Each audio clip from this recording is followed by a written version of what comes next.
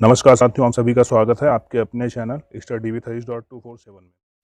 दोस्त, आज के वीडियो में हम अधिगम के पार्ट 3 को पढ़ेंगे। इसके पहले हमने पार्ट 1 और पार्ट 2 को पढ़ा था। मैंने आपसे पार्ट 1 में ही बताया था, आप कोई भी परीक्षा दे रहे हैं, टेट हो, सीटेट हो, सुपर टेट हो, बीएड बीटीसी हो, सभी परीक्षाओं के दृष्टिकोण से बाल विकास में दोस्त अधिगम चैप्टर बहुत महत्वपूर्ण है। ये अकेले 5 से 7 नंबर दे के जाता है। तो आपने अगर पहला और दूसरा पार्ट नहीं देखा है तो आप प्लेलिस्ट में जाके देख सकते हैं, या आप डिस्क्रिप्शन बॉक्स में पार्ट 1 पार्ट 2 देख सकते हैं।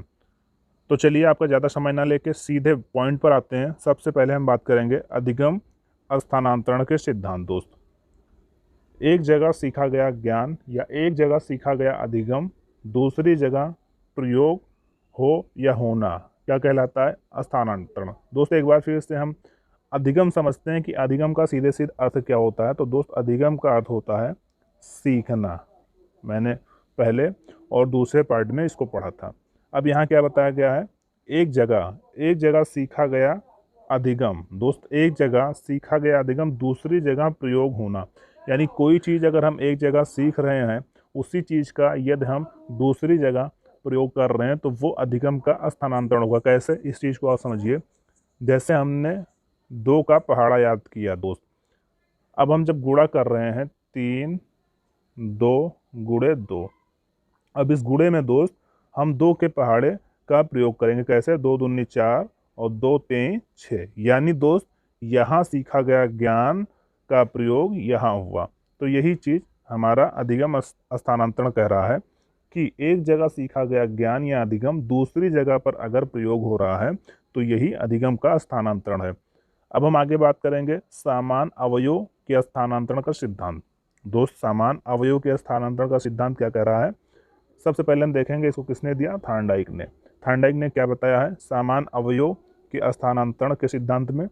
इन्होंने कहा है पहले और बाद के अधिगम। दोस्त, पहले और बाद के अधिगम में जितने तत्व समान होंगे स्थानांतरण केवल वहीं तक होगा। जैसे एक विद्यार्थी द्वारा अलग अलग दिनों में किया गया कार्य।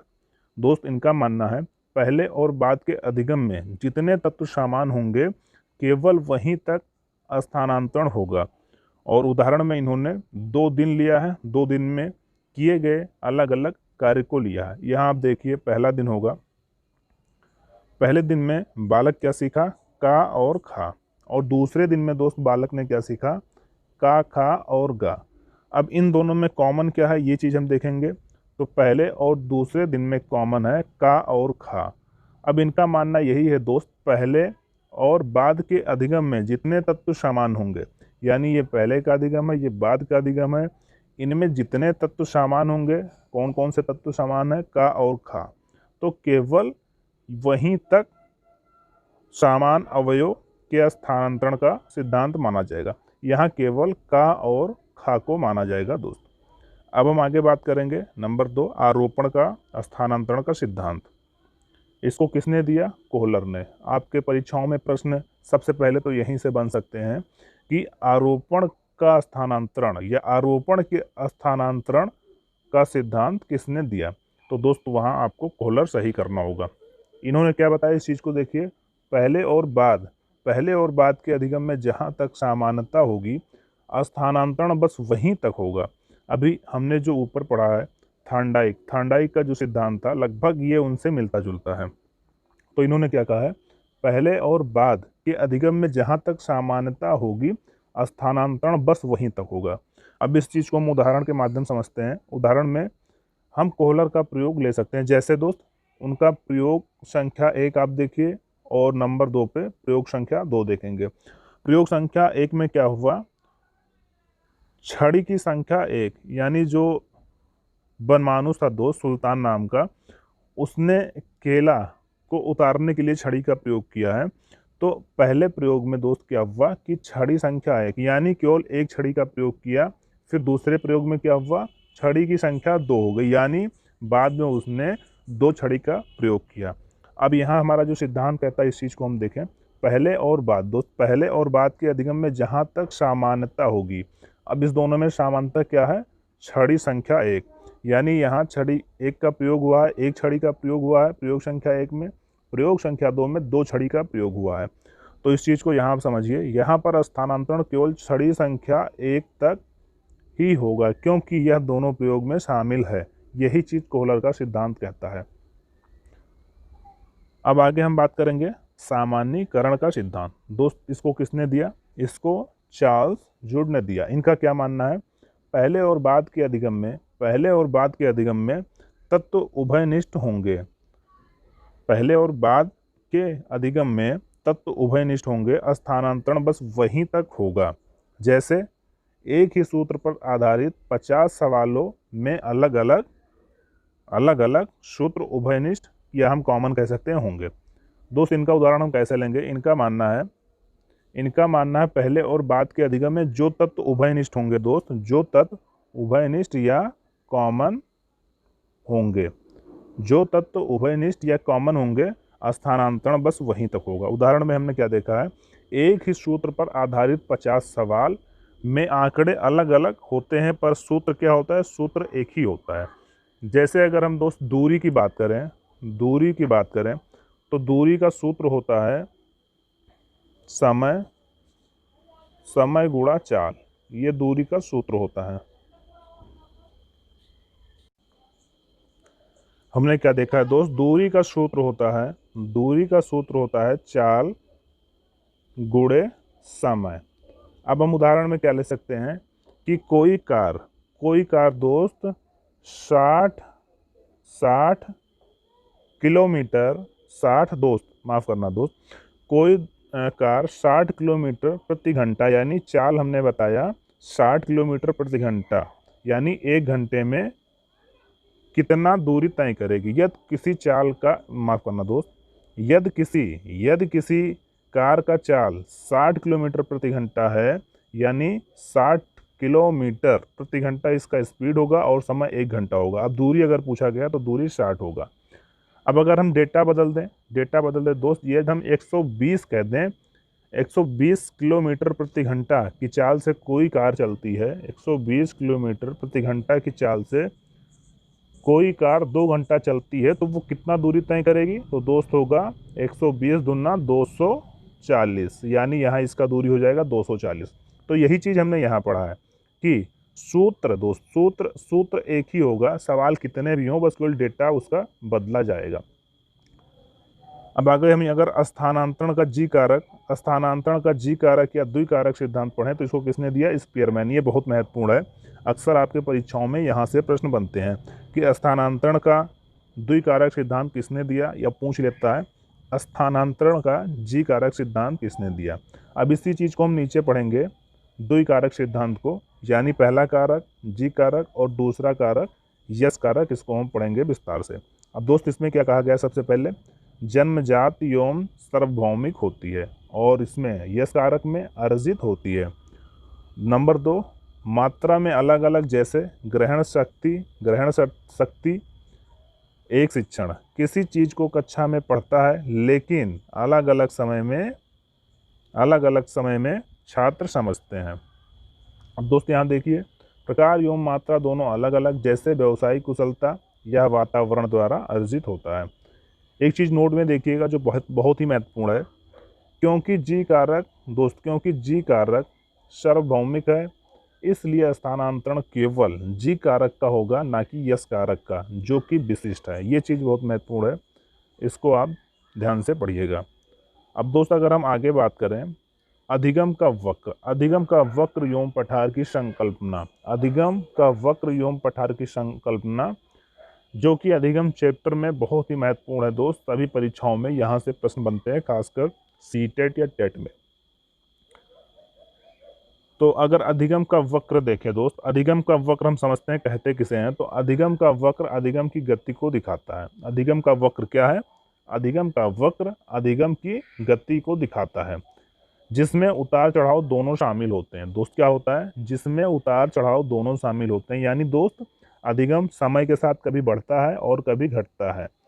जैसे हम यहाँ समय को प्रदर्शित करेंगे इसको, और यहाँ किसको? अधिगम को प्रदर्शित करेंगे, यानी इस चीज़ को हम ग्राफ के माध्यम से समझेंगे। तो चलिए नीचे हम देखते हैं, सबसे पहले महत्वपूर्ण परिभाषाएं देखेंगे, उसके बाद जितने भी अधिगम के वक्र बनते हैं सभी को हम देखेंगे।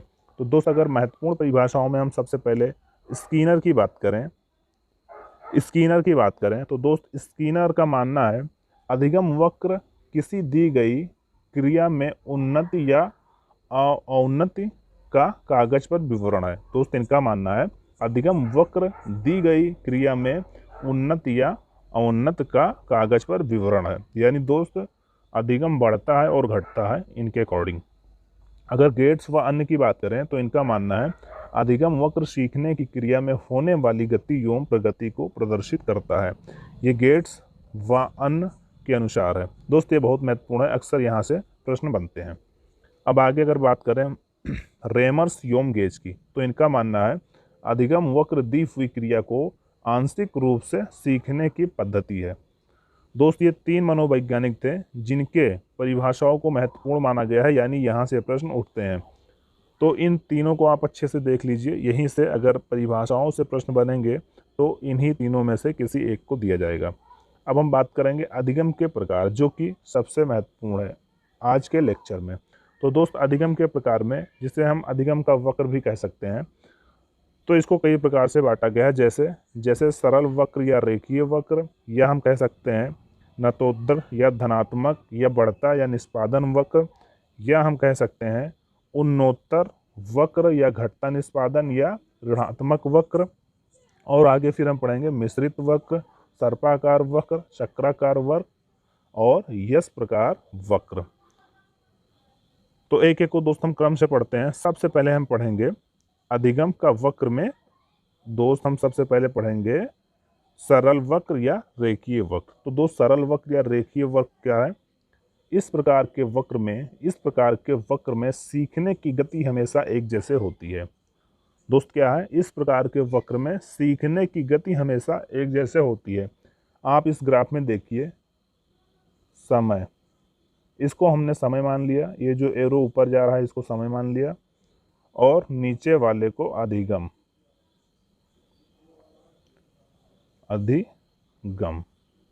और ये दोस्त क्या है? जो ऊपर को एरो जा रहा है ये है समय, और जो सामने को जा रहा है यानी कि नीचे वाला ये है अधिगम।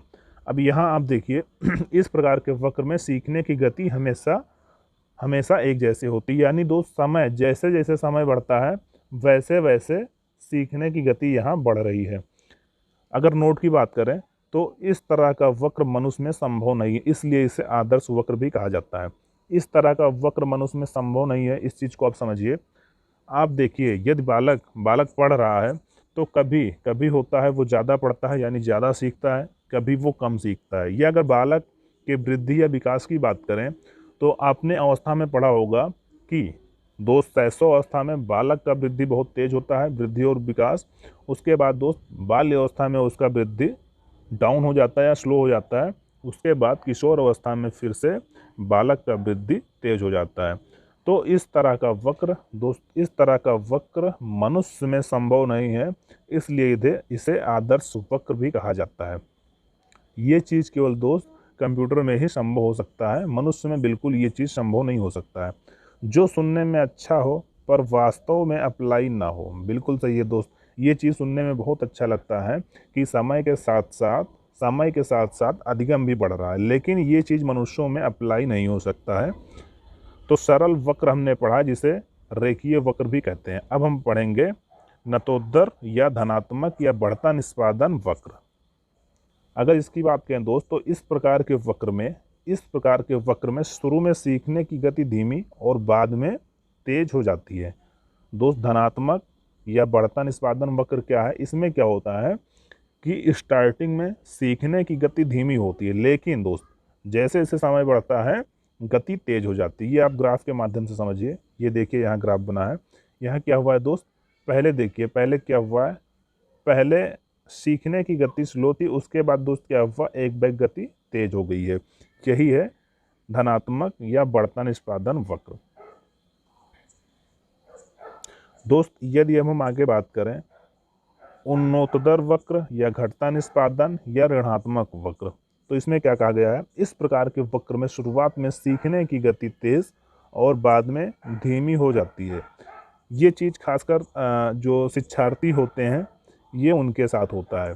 इसमें क्या कहा गया दोस्त कि शुरुआत में सीखने की गति तेज, शुरुआत में सीखने की गति तेज और बाद में धीमी हो जाती। कैसे, इस चीज़ को हम उदाहरण के माध्यम से समझते हैं। जैसे आपने देखा होगा परीक्षा के दौरान बालक बहुत पढ़ता है, 8-8 10-10 घंटे पढ़ाई करता है। यानी यहाँ क्या हुआ, सीखने की गति तेज हुई। उसके बाद क्या हुआ, परीक्षा के बाद एकदम धीमे हो जाता है। यानी वो परीक्षा जैसे ही खत्म होता है 10-10 दिन तो वो किताब ही नहीं उठाता है, यहाँ एकदम स्लो हो जाता है अधिगम की गति। तो दोस्त यहाँ यही चीज़ बताया गया है कि इस प्रकार के वक्र में शुरुआत में सीखने की गति तेज और बाद में धीमी हो जाती है। इस चीज़ को आप ग्राफ के माध्यम से समझिए। यहाँ दोस्त देखिए क्या हुआ है, पहले तो दोस्त अधिगम की गति बढ़ी है, उसके बाद क्या होगा, एकदम स्लो हो जाता है। अब आगे यदि बात करें मिश्रित वक्र या सर्पाकार वक्र, या हम कह सकते हैं चक्राकार वक्र या यश प्रकार वक्र। आपके परीक्षाओं में अगर यहाँ से प्रश्न बन रहे हैं तो कोई भी शब्द यहाँ से यूज हो सकता है, या तो मिश्रित वक्र दे देगा, या सर्पाकार वक्र दे देगा, या चक्राकार वक्र दे देगा, या यश प्रकार वक्र दे देगा। आपके समझने के लिए जितने भी शब्द यहाँ हुए हैं इससे रिलेटेड, इसके जितने भी पर्यायवाची शब्द हैं, सबका प्रयोग हमने यहाँ किया है।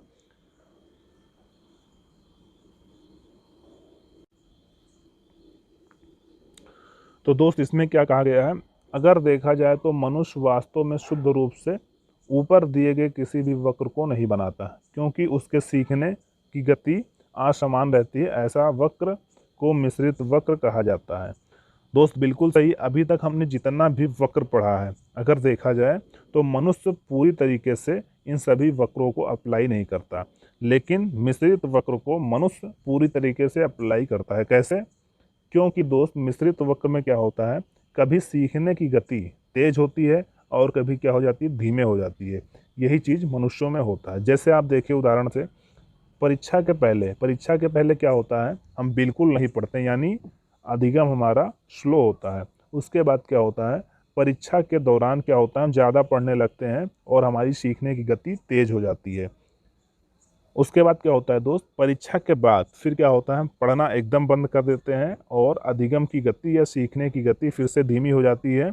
फिर जैसे ही अगली परीक्षा आती है, फिर हम क्या करते हैं, पढ़ना फिर से स्टार्ट कर देते हैं 8-8 10-10 घंटा, यानी कि फिर से हमारा पढ़ना स्टार्ट होता है और अधिगम की गति ऑटोमेटिक तेज हो जाती है। यानी दोस्त क्या हुआ, धीमी, पहले धीमी थी फिर तेज हुआ, फिर धीमी फिर तेज, फिर धीमी फिर तेज, फिर धीमी फिर तेज। यही चीज़ दोस्त इसमें कहा गया है मिश्रित वक्र यानी कि सर्पाकार चक्र में। यानी सीखने की गति असमान होती है दोस्त, सीखने की गति असमान होती है, कभी धीमी कभी तेज होती है। तो मिश्रित या सर्पाकार वक्र या चक्राकार वक्र या यश प्रकार का वक्र, कोई भी अगर शब्द इसमें से यूज होता है तो आपका परिभाषा यही होगा। दोस्त आज के लिए इतना ही रखते हैं, और कल पार्ट 4 हम पढ़ेंगे, जिसमें बचे हुए दोस्त चीज़ों को कल हम कवर करेंगे। अगर आपको वीडियो अच्छा लगा हो तो प्लीज़ आप सब्सक्राइब करें और नीचे दिए हुए बेल आइकन को दबाएं। अगर आपको वीडियो अच्छा ना लगा हो तो आप प्लीज़ डिसलाइक करके कमेंट बॉक्स में ज़रूर लिखें कि कमी क्या रह गई है। धन्यवाद।